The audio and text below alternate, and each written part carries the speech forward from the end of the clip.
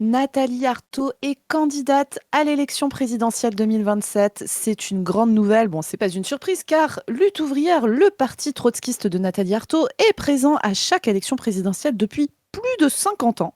Et donc, ils repartent pour une nouvelle élection en 2027. Ça fait beaucoup grincer des dents. Nous, on a vu ça, pas mal de gens soutiens de la France insoumise qui trouvent que c'est très grave, que ça disloque le vote de gauche pour Mélenchon, que si ça se joue à 100 000 voix près, c'est très grave, etc. Et attention, nous sommes considérés par des insoumis sur les internets, car nous ne cachons pas le fait que nous, pour la prochaine élection, nous soutenons la candidature de Jean-Luc Mélenchon, mais nous ne sommes pas d'accord avec cette take et nous pensons que c'est une très bonne nouvelle que les trotskistes présentent des candidats. Et en plus, vous savez que nous ne sommes pas les plus pro-trotskistes parmi les communistes. On va pouvoir vous expliquer un peu notre position et pour ça, j'appelle mon ami Chris. Chris, comment ça va? Es-tu prêt à ce que nous fassions de la trotskistologie aujourd'hui? Oui, très bien, ça me va.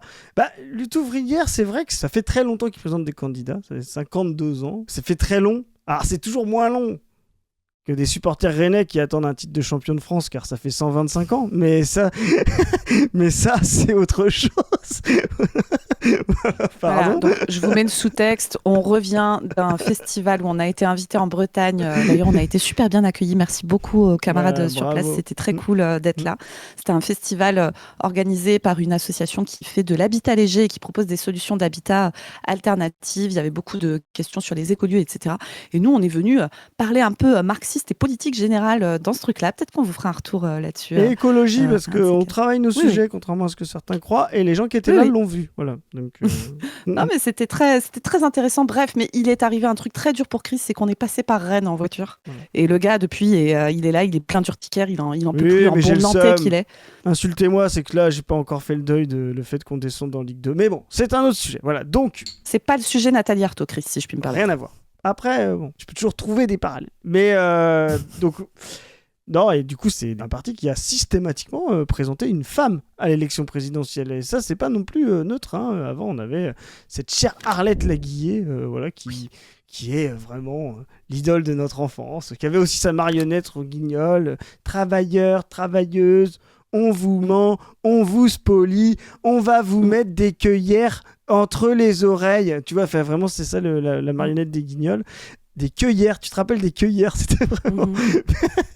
Donc, ils continuent de se présenter. Ils ont raison. Ils ont une ligne. On va le voir, une ligne très franche là que va assumer Nathalie Arthaud et qui, à mon sens, donne des bons signaux de comment va se dérouler la présidentielle et plutôt de très très bons signaux. Parce que vous allez voir que Nathalie Arthaud, elle va pouvoir exprimer une ligne, pas une ligne défensive, qui va montrer une hégémonie, on va dire, du progressisme en général, donc elle est le côté plus révolutionnaire, mais du recul de l'hégémonie de droite, d'extrême droite, et donc du côté attention, faut se resserrer, attention, faut s'unir, peu importe nos différences, car sinon ça va nous rouler dessus. Et donc je trouve que l'extrait il va être intéressant, et la candidature d'Arthaud va être intéressante à ce titre-là. Ce sera l'occasion pour nous d'expliquer, comme tu l'as dit, l'intérêt de cette candidature quand on est insoumis, quand on a le candidature insoumis. Les insoumis, je vous le dis, qui pensaient que Nathalie Arthaud va prendre des voix à Mélenchon, normalement, vous devriez vous faire recadrer par le parti s'il y en avait un. Je vous le dis, vous avez de la chance d'être dans un mouvement gazeux quand vous tenez ce genre de position. Voilà. Parce que déjà, c'est 0,5%, Nathalie Arthaud. Donc, c'est 150 000 voix. Voilà. Donc, normalement, votre taf de militant, c'est d'aller chercher 150 000 voix directement là où ça intéresse Jean-Luc Mélenchon. Les abstentionnistes, les ouvriers, les employés, les professions intermédiaires en crise. Voilà. Donc normalement, vous ne devriez pas vous poser la question de ces 150 000 voix qui votent Hello. Et ça va être très important de comprendre que même ces 150 000 voix-là, elles peuvent être un point d'appui pour pouvoir dynamiser Jean-Luc Mélenchon. Et donc Nathalie Arthaud, ça va être sa 4e candidature à l'élection présidentielle. Elle prend la suite, tout à fait, et elle prend la suite d'Ariel Laguillet qui, elle, s'était présentée 6 fois successivement. Elle est prof d'éco à la base, elle est à Hello depuis longtemps, c'est vraiment un parcours militant extrêmement classique. Et juste quand même, Hello, il faut leur reconnaître ça. La puissance d'organisation de ce parti, parce que c'est un parti qui est très organisé, Hello, assez opaque, etc. Tu sais, c'est un peu la blague. Hello, c'est une secte. Usul avait fait, à l'époque où il faisait des vidéos, un peu de portraits politiques. Il avait parlé de Arlette Laguillet, je crois, et donc il avait parlé de lutte ouvrière, et il avait notamment relevé ce truc à Hello où il disait dans leur cercle militant qu'il y avait le problème des enfants, où tu sais, il y aurait une tendance à l'intérieur du parti à pousser les gens à ne pas avoir d'enfants parce que ça serait un empêchement dans l'engagement révolutionnaire, etc. C'est pareil, ils sont très connus pour, par exemple, avoir le gars à la tête de leur parti qui est resté complètement anonyme et clandestin pendant des années. On l'a su qu'à sa mort et tout. C'est des réunions où tu donnes pas ton vrai prénom et tout ça. Enfin voilà, tu sais, il y a cette espèce de culture un peu d'espèce de clandestinité, voilà, de la lutte politique, quoi. Zoé, t'as dit en début qu'on serait différent des trotskistes. Alors, t'as donné 2 arguments différents des trotskistes. Avoir des enfants, déjà, on en a tous au bureau. Et la clandestinité de la chef est pas vraiment clandestine chez nous.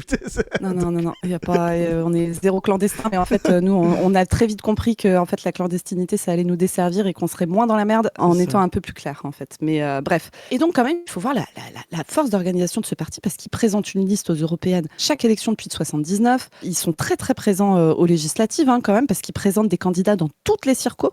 Enfin tu vois, il faut quand même leur reconnaître ça. Et aux élections présidentielles, s'ils se présentent à chaque fois, ça veut dire qu'ils arrivent à choper les 500 signatures. Donc ils ont vraiment un ancrage territorial disséminé, etc. avec des gens qui sont organisés pour savoir présenter des candidats, aller chercher des signatures, etc. Donc là-dessus, ils sont très forts et il faut leur reconnaître. Autre chose sur Hello, donc là, Chris disait Arthos c'est 0,5%. Alors c'est vrai qu'en fait, depuis 2007, ils font 1,3 et ensuite ils font 0,5 en 2012, 0,6 en 2017, 0,5 en 2022. Donc effectivement, ils sont vraiment extrêmement résiduels. Mais il y a eu un moment où ils ont fait un peu plus la Guillet sur les élections de 95 et de 2002, tape plus de 5%. Et c'était vraiment un moment, alors bon, 95-2002, il ne vous échappera pas que c'est des situations où la gauche est au pouvoir, et c'est une gauche pas très de gauche, comme vous vous souvenez, la gauche mitterrandienne, etc., alors avec les alternances et tout, mais voilà pour l'élection de 95. Et 2002, c'est le moment où on sort de 5 ans de gouvernement de gauche plurielle, de 97, la dissolution de l'Assemblée par Chirac, à 2002 l'élection, où c'est Lionel Jospin, ex-premier ministre, qui vient se présenter et qui part quasiment gagnant et qui ne passe pas le second tour avec des voix complètement éclatées sur la gauche et notamment Besancenot qui fait un bon score, Laguillet qui font un bon score, les trotskistes réunis font plus de 10%.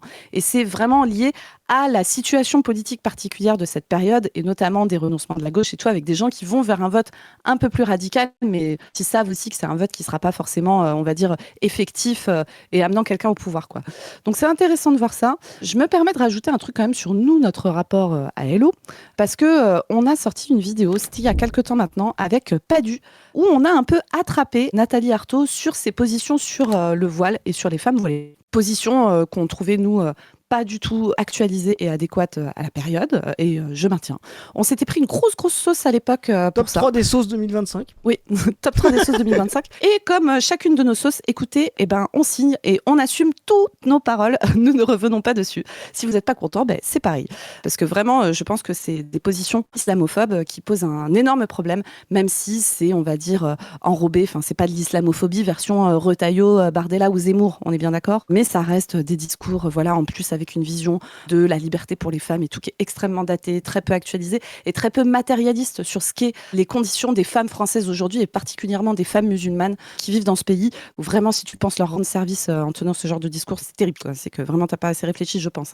Très peu matérialiste, t'as raison au plan de l'analyse, comme tu dis, je pense, des sujets collectifs, et très peu dialectique aussi. C'est vraiment l'incapacité à comprendre l'effet dialectique que des femmes, là, depuis longtemps, qui ont grandi dans un espace qui était en forme de déreligiosité, vont réutiliser le voile comme une affirmation individuelle, identitaire, pour justement poursuivre leur émancipation. Vraiment, considérer que les femmes françaises portent le voile au même titre que les femmes, même déjà françaises d'il y a quelques dizaines d'années, ou que les femmes d'un pays où l'islam serait la religion d'État ou la religion normale ou l'obligation de voile. Enfin, vraiment, c'est une analyse qui est, comme tu dis, très peu matérialiste et très peu dialectique, c'est-à-dire dans la puissance que peut avoir l'action des sujets à se réapproprier des structures et à les rendre contradictoires avec ce qu'elles étaient au départ. Pour le coup, c'est ce qu'on va reprocher dans le fond.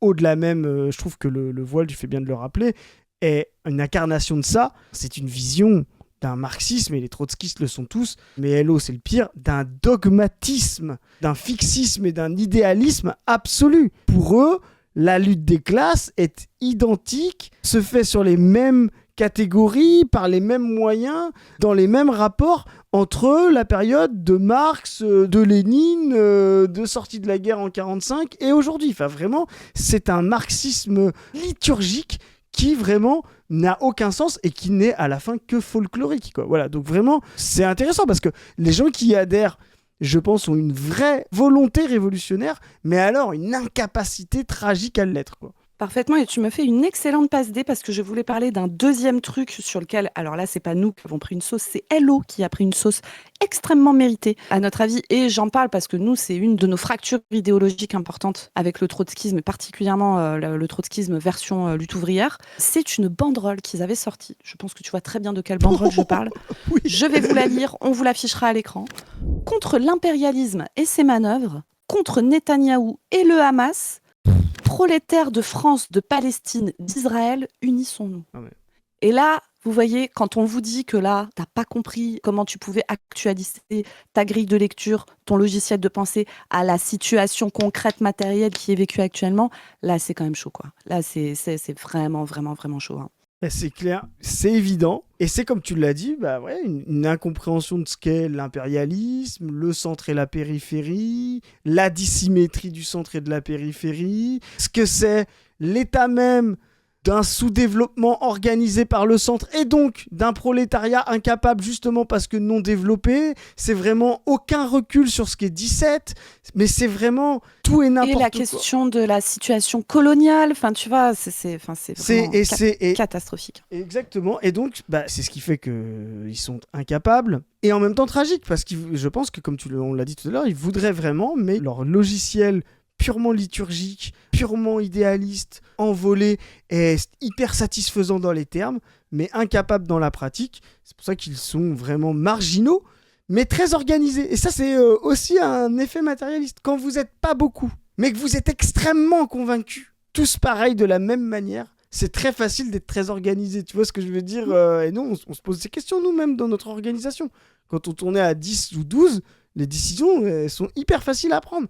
Quand on a des effets d'échelle et qu'on veut passer en parti de masse, on va avoir les contradictions de la masse au sein de notre parti. Un parti de masse, c'est aussi ça. C'est un parti qui fait masse, mais c'est aussi un parti dans les masses et où les masses se retrouvent représentées par ce parti. Et dans les masses, on le sait, il y a encore des contradictions à résoudre, il faut du consensus et tout. Donc arriver avec une ligne hyper pure, hyper raide, hyper dogmatique, hyper liturgique, ça exclut forcément, ça groupusculise forcément les choses. Par contre, oui, ça permet une certaine forme d'efficacité parce que quand tout le monde est aligné et pense pareil, ça va plus vite, effectivement. Oui. Et là, pour finir sur cette banderole, typiquement, le côté liturgique du truc, c'est-à-dire prolétaires de tout pays, unissons-nous. Ça, c'est le slogan internationaliste classique du communisme qui nous date du 19e, etc.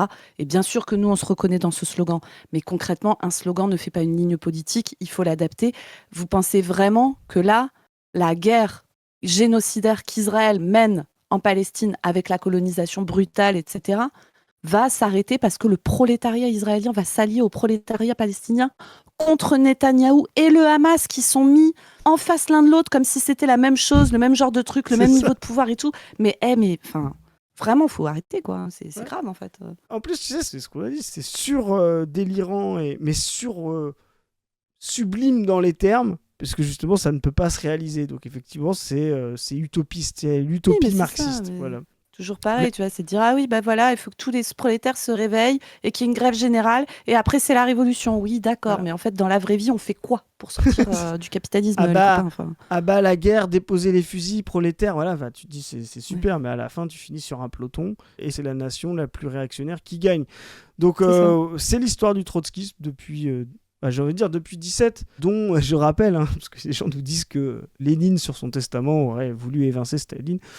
Allez lire ce que disait Lénine de Trotsky, qu'il n'était pas assez bolchevique et qu'il était surtout très raide et très dogmatique. Voilà, donc c'est vraiment pour le coup un des traits du trotskisme depuis ce temps-là, quoi.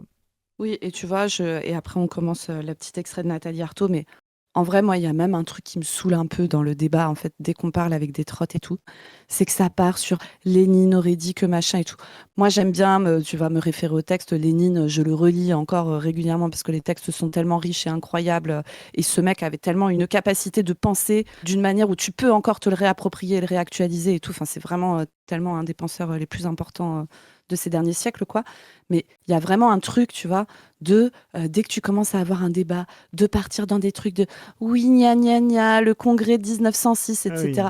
Il y a un petit parti trotte qui avait voulu nous faire une réponse il y a quelque temps, tu vois. C'était un truc écrit au départ, voilà, qui discutait de notre position à nous, la pas du team vis-à-vis du marxisme et tout.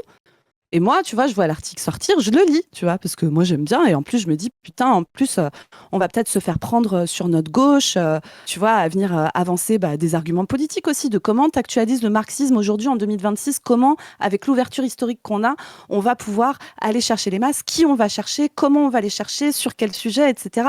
Quelle méthode, quel type de personnes on vise, comment on actualise la vision de la lutte des classes et tout. Et moi, je suis ultra chaude pour ce genre de débat, quoi, vraiment. Et je te jure, j'ouvre l'article. Et putain, mais c'est un espèce de truc de prof là, où sur 80% de l'article, c'est gna gna gna, des trucs historiques, de chipotage, de machin. En plus, moi je vous dis, moi je suis moins une grosse fana de théorie et tout que peuvent l'être Padu ou Chris et tout. J'en ai lu un peu, mais c'est moi mon gros dada, quoi.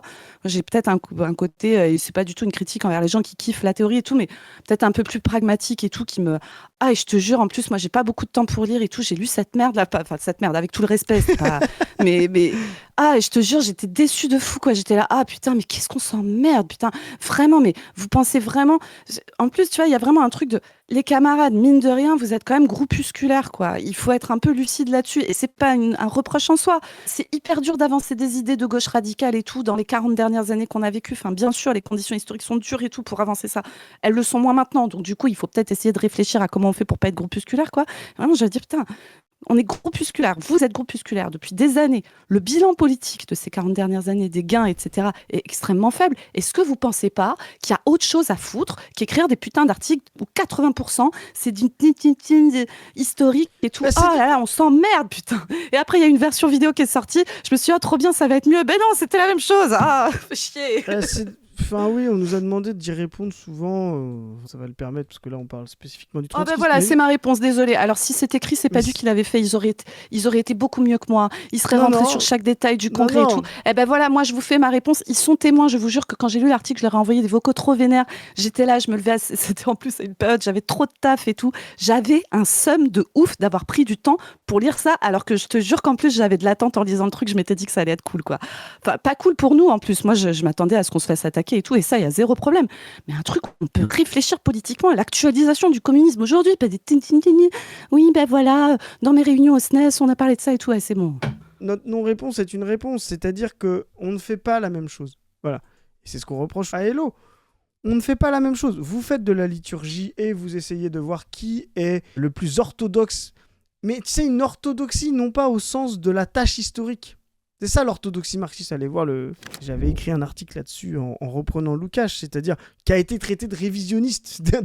C'est le gars qui a été traité de plus de révisionniste, Lukács, et qui défend que lui-même est orthodoxe. Pourquoi ? Parce qu'il est orthodoxe à la tâche de l'abolition par la classe révolutionnaire, le sujet révolutionnaire du capitalisme.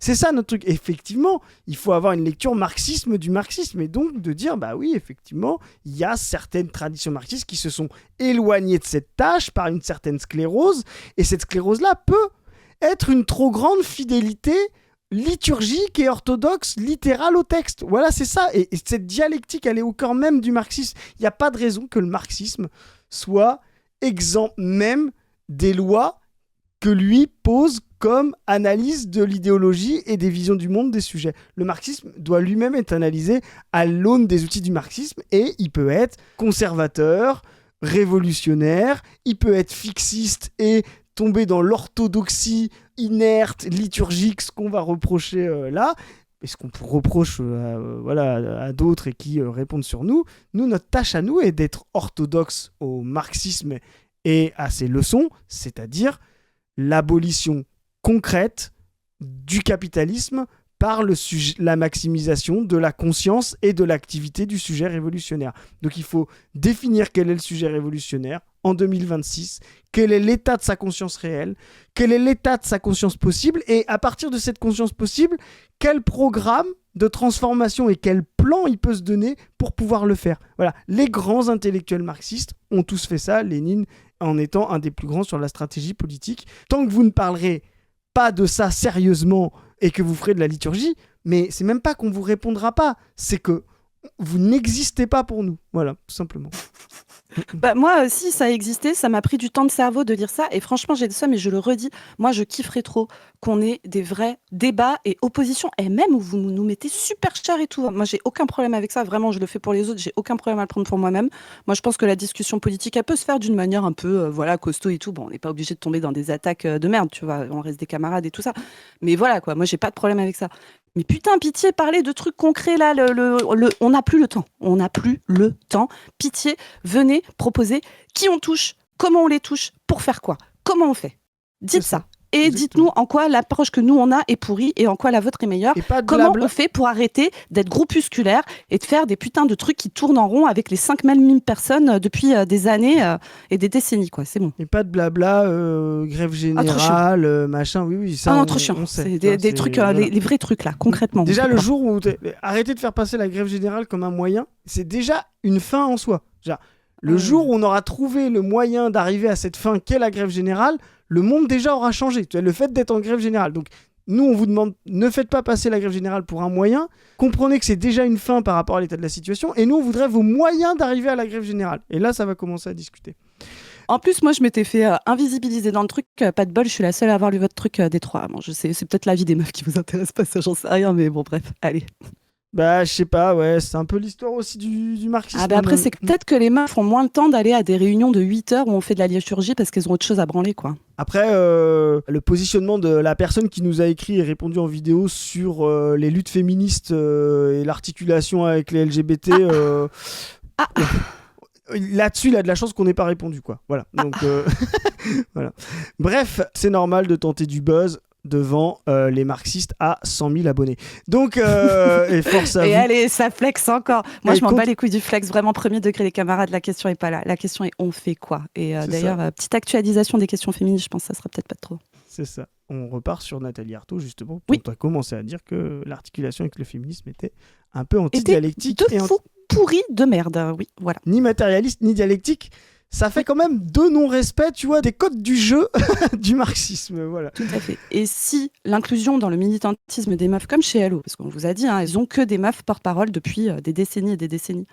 Et la nécessité pour ça, c'est que les meufs qui rentrent dans ce parti soient des meufs qui n'ont pas la vie la plus fréquente des meufs dans la classe prolétaire, c'est-à-dire avoir des enfants. Et que du coup, il y a des vraies questions à se poser dans des organisations militantes où on te demande des temps infinis sur des horaires ingérables et tout ça, qui fait que vous excluez de fait de vos organisations tout un tas de gens qui n'ont pas ce putain de temps.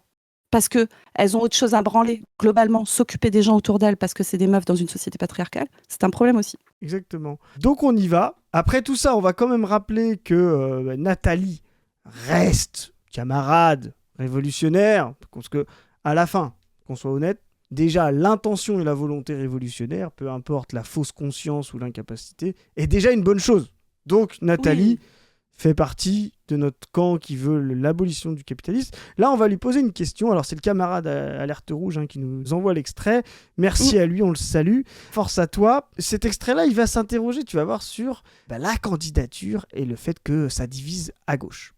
Le tout à la fête de Hello, on n'a pas dit, mais il y avait la fête de Hello ce week-end. On sait qu'il y a plein de camarades qui y sont allés. On espère que vous avez passé un bon moment. Vous avez dû avoir chaud, mais ça devait être cool.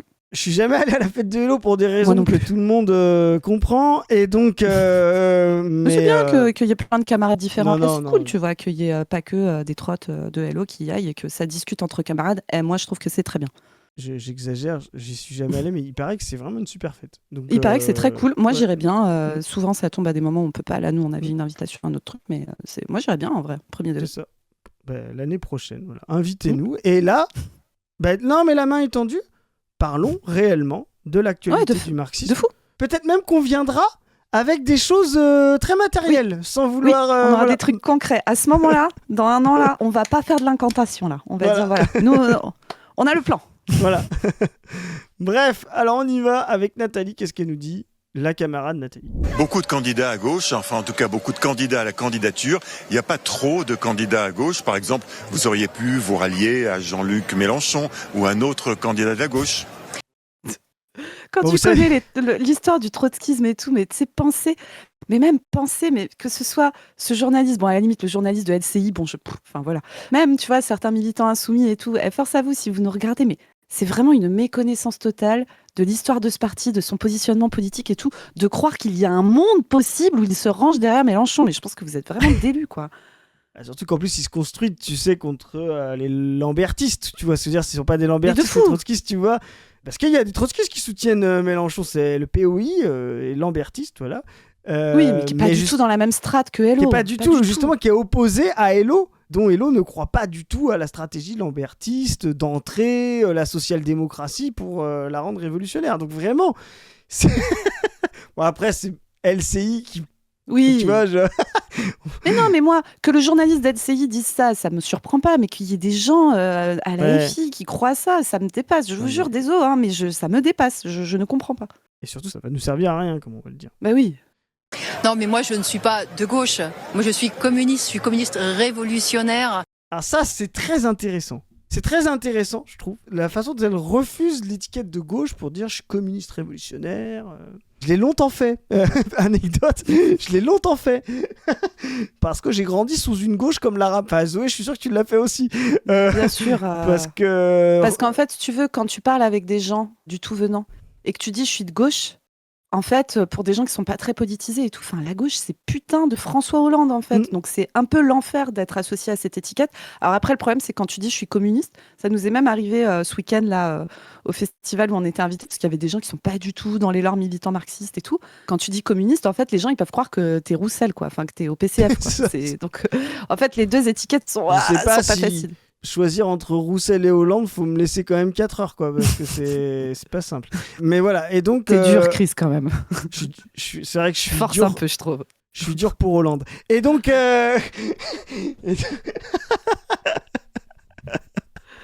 Aïe. Allez. Et donc, non mais je trouve ça intéressant. Et moi, je trouve que c'est même une bonne chose. Ça veut dire que l'espace de gauche est pas ratatiné. Elle a un espace pour dire je ne suis pas de gauche. On n'est pas dans l'urgence, et moi je suis d'accord avec ça. Et la gauche, c'est le NFP. Faites votre NFP là, tu vois. Vous pesez déjà 25, peut-être 30, je pense, voilà. Faites votre NFP. Nous, on est communistes révolutionnaires. On n'a pas besoin de se revendiquer de ça pour être fort. Et ça, c'est une forme d'hégémonie. C'est ce qui fera que la gauche sera très forte. C'est d'être capable d'avoir peut-être 3, 4, 5. Alors nous, dans la prophétie, on a maximisé le truc parce qu'on a fait le 2002 à l'envers. Donc on s'est dit, voilà, il va y avoir un truc. Mais 3, 4, 5% disséminés sur les partis trottes qui tirent le truc sur... Tu vas le voir. L'état du capitalisme, l'internationalisme, même s'il est, comme on l'a dit, limité. Oui, mais une vision de l'internationalisme qui n'est pas la nôtre, mais oui. C'est ça. Mais ce que je veux dire, c'est que c'est là où, en fait, il faut changer d'échelle et de repère quand on fait ces analyses. Nous, quand on va parler, si on est invité à la fête de Hello, là, avec Zoé, et qu'on parle de comment on lutte contre Israël, ça va pas être là, même, ça va être un débat un peu houleux. Parce qu'on parle d'internationalisme entre communistes qui veulent abattre le capitalisme. Mais moi alors, délire zinzin, prolétaire de tous les pays, unissez-vous, même si vous êtes israélien et palestinien, face à des candidats comme Zemmour ou des candidats comme Édouard Philippe sur un plateau télé de... Tu vois, c'est pas la même chose. L'espace va rendre le truc, tu vois. Donc on a besoin de ça. Nous, on fait toujours la ref à Poutou qui fracture le débat. Qui vient fracasser Fillon, fracasser Le Pen et tout. C'est le plaisir, quoi. Et un Mélenchon qui arrive et qui dit le gars il polarise des gens à gauche, il bouge des gens qui vont sortir de l'abstention, qui vont dire putain c'est vrai qu'il y en a marre de ces patrons, de cette corruption, de l'extrême droite et tout, allez je vais voter.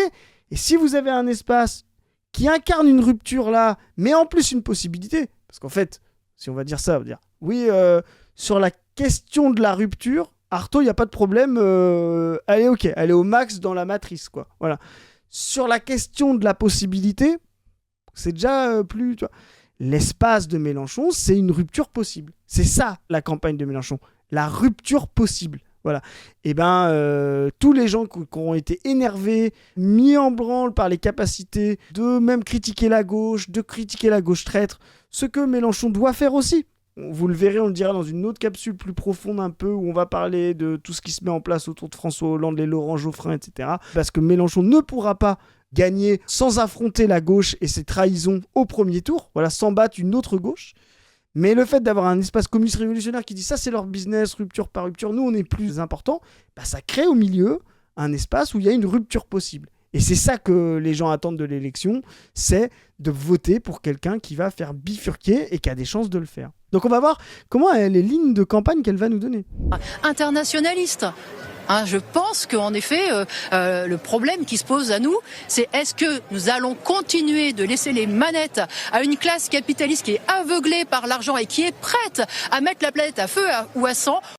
Voilà, mais moi qui ne veut pas de Nathalie pour dire ça sur les plateaux télé au premier tour? Mais vous vous rendez compte? Alors, on va faire un truc, Zoé. On va dire, imaginons que les gens qui veulent que tout le monde se range derrière Mélenchon y arrivent.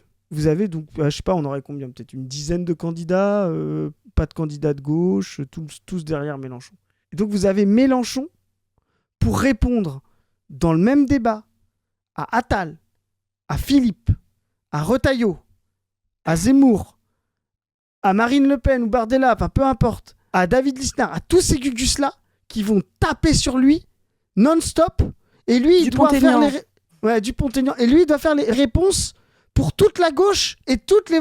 Et vous savez ce que ça me rappelle? Ça me rappelle Tsipras qui se pointe tout seul pendant 11 heures devant tous les représentants de la Troïka, FMI, BCE, Eurogroupe. Le mec finit séché. Voilà. Vous voulez sécher Mélenchon? Eh bien, faites ça. Faites en sorte que lui-même soit responsable de répondre à toutes les nuances de gauche sur un plateau où ils lui taperont tous dessus de A à Z et qu'on ne pourra pas la jouer collective avec différentes nuances de gauche de rupture ou de gauche révolutionnaire. Vraiment, c'est une inconséquence. C'est comme si vous envoyiez votre représentant syndical contre tout le conseil d'administration et tous les patrons. Vraiment, les gens qui veulent faire ça ne comprennent rien au rapport de force et ce qu'est justement le moment de l'affrontement politique dans les termes et dans les mots, dans les débats et dans la conviction d'argumentation. Non, Chris, le représentant, le délégué solidaire doit se ranger derrière le délégué CGT. C'est comme ça qu'on va y arriver le mieux. Et comme ça, le délégué CGT, il va tout seul. Sérieux, les copains. Ouais, c'est ça. Allez-y à 4 avec vos nuances. Vous serez toujours plus fort qu'à trouver un consensus. Mais vraiment, imaginez la scène. Je vous laisse imaginer la scène et dites-moi que c'est une excellente idée, quoi. Vraiment, c'est une folie, quoi.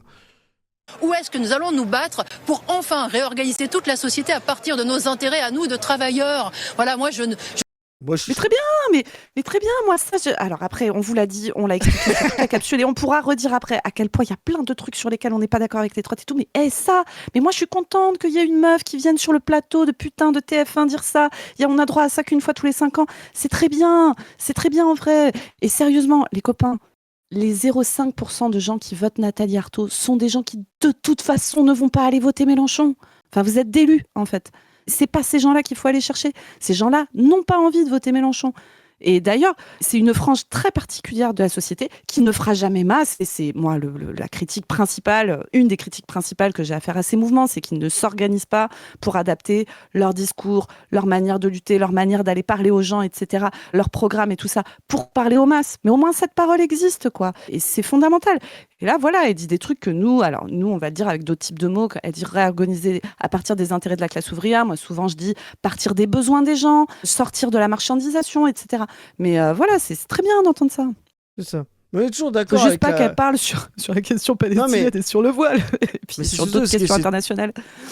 Toujours des grands concepts, tu vois, genre même moi le mot de travailleur, c'est un truc qui veut rien dire, tu vois, donc parce que t'as effectivement, et c'est là tous nos débats, des gens qui sont artisans, ils travaillent, tu vois ce que je veux dire, c'est donc mais Amixem travaille.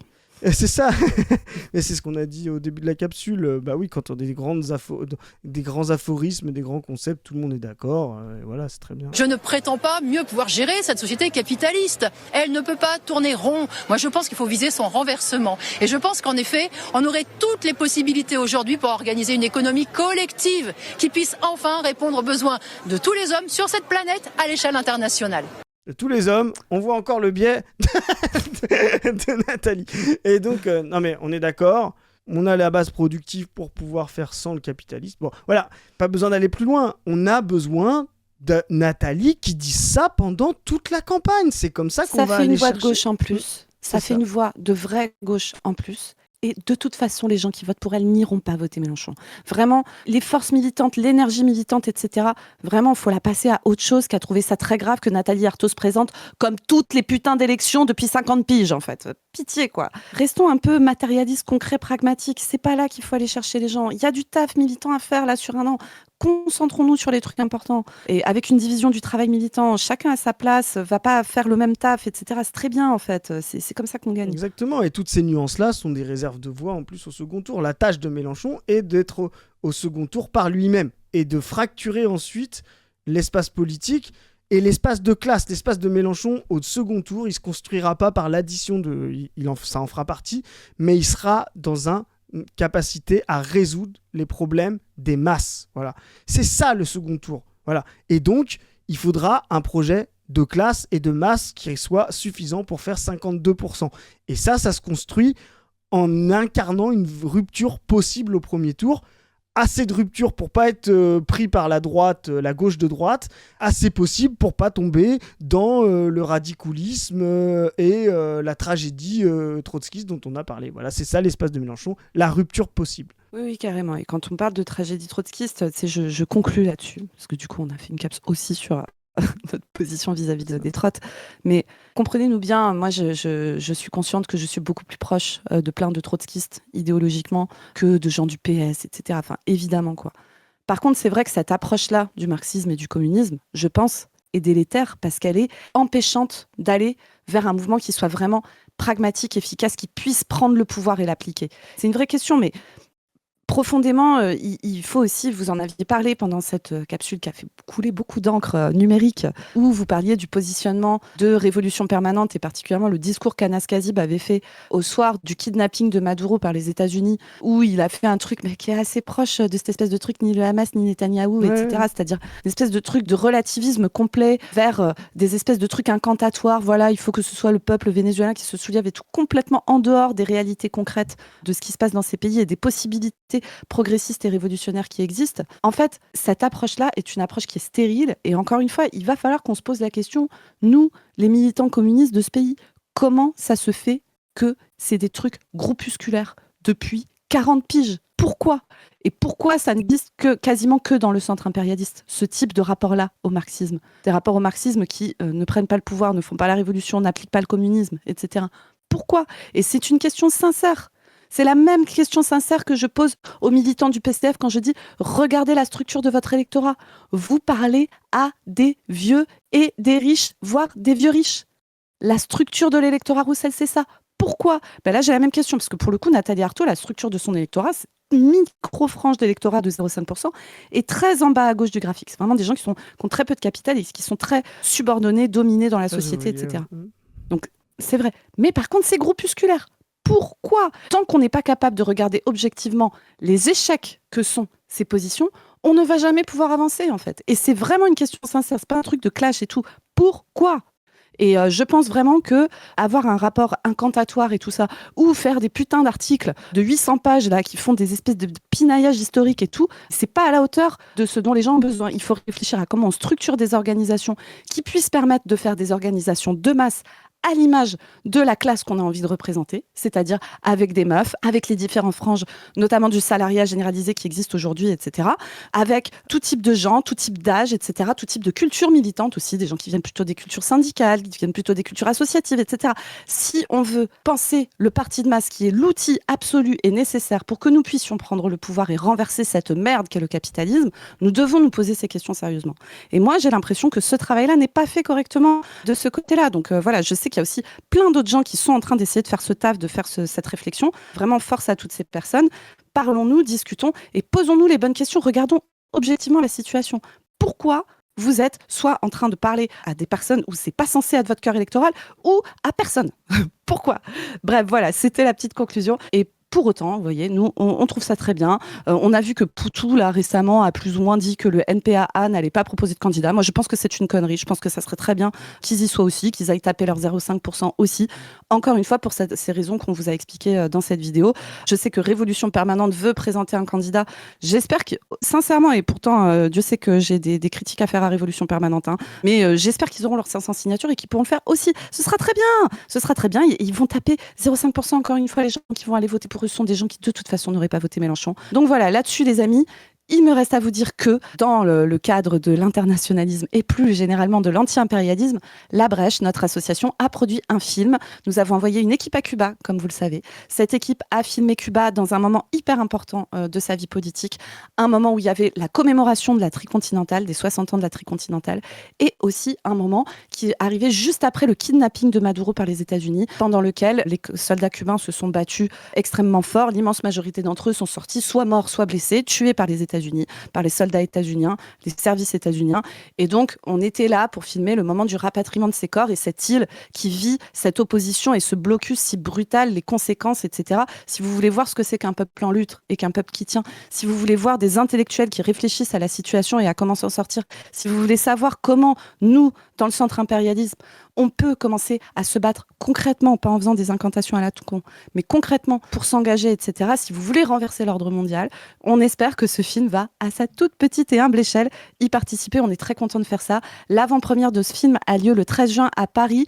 Vous pouvez nous y rejoindre. La place coûte 5 €. Derrière, il y a une conférence débat avec Saïd Bouamama, qui est le personnage principal du film, et Salim Lamrani, qui est un intellectuel spécialiste de Cuba et de ses relations avec les États-Unis. Et derrière, on vous propose une soirée. Vous avez le lien qui est en barre de description. On a trop hâte de vous y voir, de discuter, de débattre, de parler justement de comment on va pouvoir construire cet outil absolument nécessaire qu'est le parti de masse pour les prochaines années. Vraiment, on a trop hâte de vous voir là-bas, donc allez-y. Vous pouvez aussi aller voir Guillaume Suin, qui a fait récemment dans On ne veut plus un entretien sur la transition écologique en Chine et comment la Chine utilise sa puissance de planification et tout pour faire des expériences qui sont impossibles à faire avec de la puissance privée dans le monde capitaliste. C'est extrêmement intéressant. Vous pouvez aussi aller écouter les podcasts de l'exploitation où vous parlez de vos expériences de travail. Vous pouvez aller lire la revue Position Revue, vous pouvez aller voir les autres chaînes, nous suivre sur les réseaux Insta, Twitter. Et sur ce, on vous dit à plus tout le monde, camarades. Salut les gens. C'est